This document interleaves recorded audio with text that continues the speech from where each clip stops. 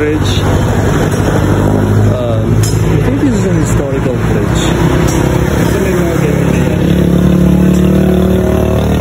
That separates Kalumpit from Apalit.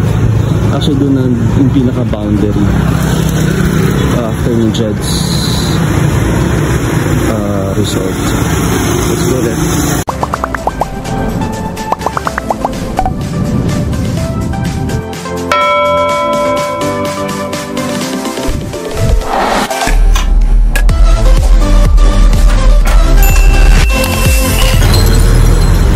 This is Jed's Island Resort. Super swimming day, 9.9. September 9, 10, 11. Hanggang to 10. Regular rates apply outside the time slot. 9.9. 9 pesos. 99 pesos entrance. 9.9. So, the other day, yesterday, last day today, 11. No, 12 na pala. Yes, yung weekend and Monday. Kasi na yung doon na yun yung arko that separates Pulilan Kalumpit and Apalit. Andito yung kay Kuya Not Vergara, yun doon dyan sa just across yung kanyang shop, yung sculptor I love it. There, that's the boundary of Bulacan and Pampanga.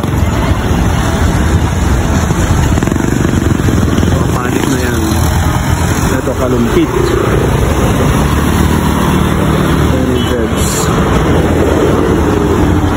Ay, oo. Tatlong biniligan ko. May mga nag-inquire sa'yo dun sa video. And marami nagpunta. Napanood lang nila. Oo. Inano ko yung... May mga nakapanood na taga-Ibos at saka ano ba yung concept mo yun? Paggawa ng 5 feet. Yung isang Facebook mo raw, hindi nila ikaw makontakt eh. Hindi ko alam kung... Pero nakalagay doon yung details mo.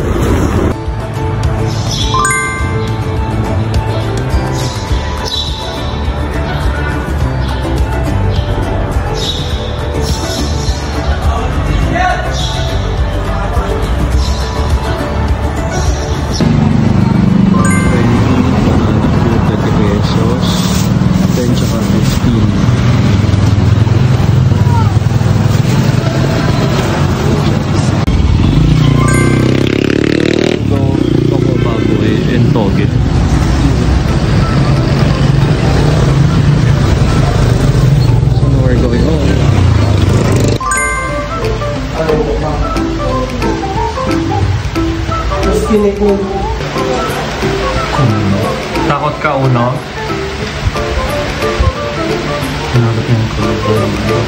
Pinuntahan na siya ni Copper. Takot ka rin isa.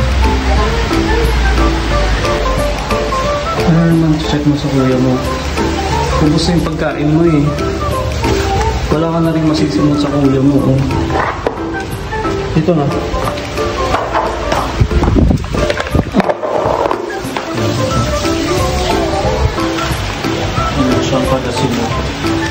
Natin na masigurado na meron kasi ang kukunin ko ngayon ay 5 lang muna. Double down for order.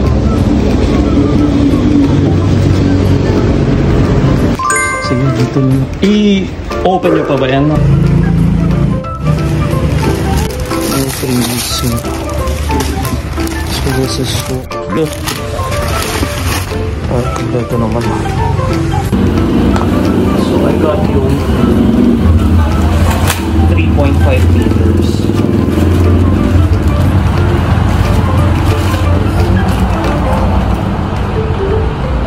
Meron naman siya. Kaso yung pole.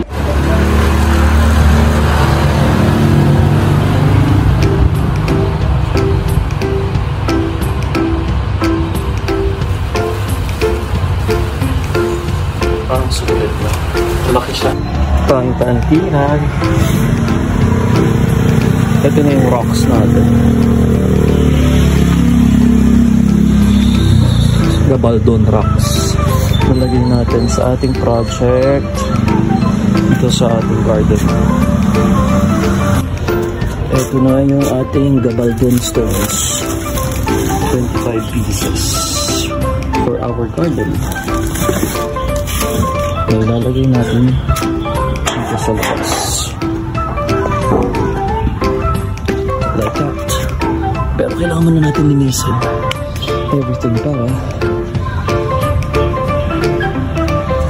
mas malinis tignan. Ciao. Kaya sa pole, sakto to 480. Ang height na 8 meters na.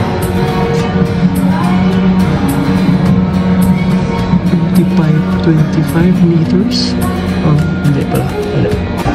Siyempre, hindi ko pala na-on kanina. At hindi rin gumagana tong escalator. Anyway, so nandito ko sa home. I got this C-clamp. Pero last 2 pieces na nila. And this, tatry lang natin dun sa pool kung kasha. Kung kasha. Oh, sukat. Kaso wala na. Sayang. Ito yung uno. Aha. Ito yung tripod, mas maliit na karton. Mas manipis ng konti. Mas maliit. Maliit.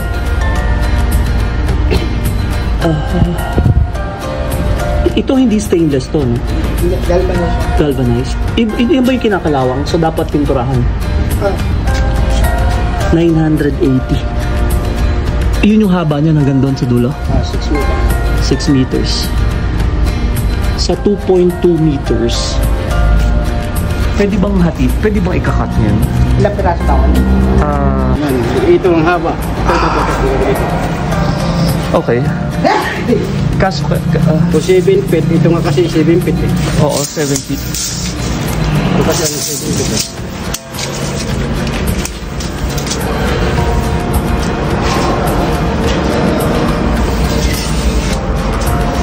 Yan, ito ko 7 feet. Okay, 7 feet. Balik, Pag nagbaon pa ako ng konti, yan. 220. So dapat 7 feet and something. Ngayon, kapag pag dito natin insinukat, ilan ang lalabas? Isa lang, dalawa? Dalawa lang yan. Pag dito natin sinukat yan. Oo. Tapos may excess pa tayo? Meron pa. Magkano haba nun? Ano ba ang gagawin putol kung sakali? Papaputol ko na lang sa'yo ng... Sa 7 kalahati, ano? Oo. So yung, kasi merong isa sa may fence, papakabit ko na lang ng maigsi para hindi na hanggang grounds. Parang safe kung sukat nito, no? Iyan yung sa 7 feet na sinukat natin. Kalahati. Oo. 7 feet kalahati. Tapos may binaon na ako dito, diba? So ito yung nalalabas. Okay. Tapos, Bale, matitira din eh. kung dalawang 7 feet na ganon,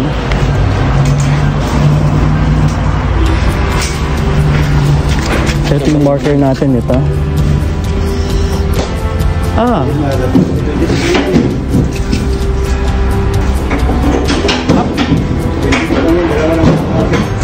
Pwede. Ilan pa matitira?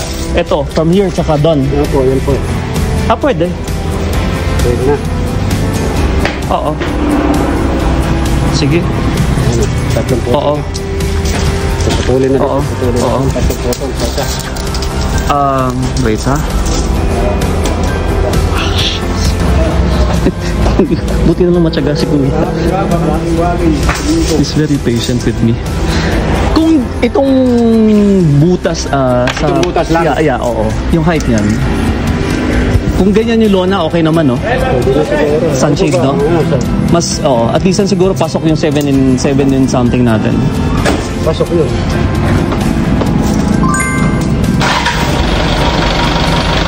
Yun nga. Pasok, yun din, no? Ayun, okay. So 7 and a half feet. Tapos may excess pa ito.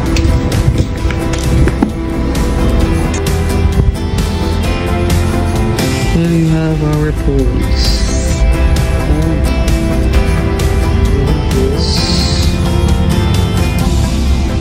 To make a hole. Let's do this. Look, using this, I was able to do it. Isang butas lang. Look.